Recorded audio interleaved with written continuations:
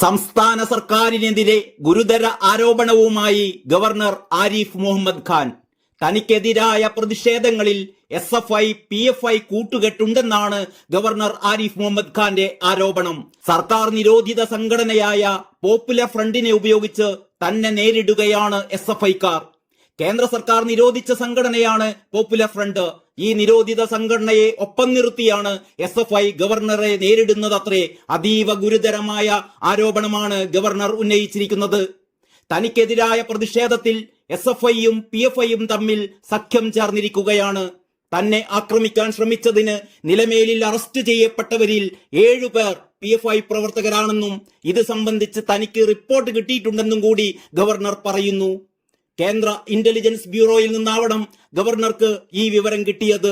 അതുകൊണ്ട് തന്നെ കേന്ദ്ര സർക്കാരിനും ഇത് സംബന്ധിച്ച വിവരം ലഭിച്ചിട്ടുണ്ട് എന്നർത്ഥം. PFIയുടെ സ്ലീപ്പിംഗ് സെല്ലുകൾ കേരളത്തിൽ സജീവമാണ് എന്ന് ഈയിടെ റിപ്പോർട്ടുകൾ വന്നിരുന്നു. അതിന്റെ കൂടി അടിസ്ഥാനത്തിൽ വേണം ഗവർണറുടെ ഈ വെളിപ്പെടുത്തൽ ചേർത്ത് വായിക്കാൻ. SFIക്കാർ തീക്കൊള്ളി കൊണ്ടാണ് തലചൊറിയുന്നത്.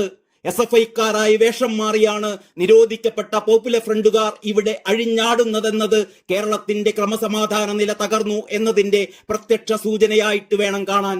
കേരളത്തിലുടനീളം നടന്ന RSS CPM ഏറ്റുമുട്ടലുകളിൽ പലതിലും CPMന് വേണ്ടി കൊലപാതകങ്ങൾ നടത്തി വന്നിരുന്നത് പോപ്പുലർ ഫ്രണ്ടിന്റെ തീവ്രവാദികളായിരുന്നു എന്ന് നേരത്തെ തന്നെ ചില സൂചനകൾ ഉണ്ടായിരുന്നു. പിന്നെ PFIക്കാർ നേരിട്ട് RSSകാരെ വകവരുത്താൻ തുടങ്ങി. രഞ്ജിത്ത് ശ്രീനിവാസിന്റെ കൊലപാതകമാണ് ഈ പരമ്പരയിൽ അവസാനത്തേത്.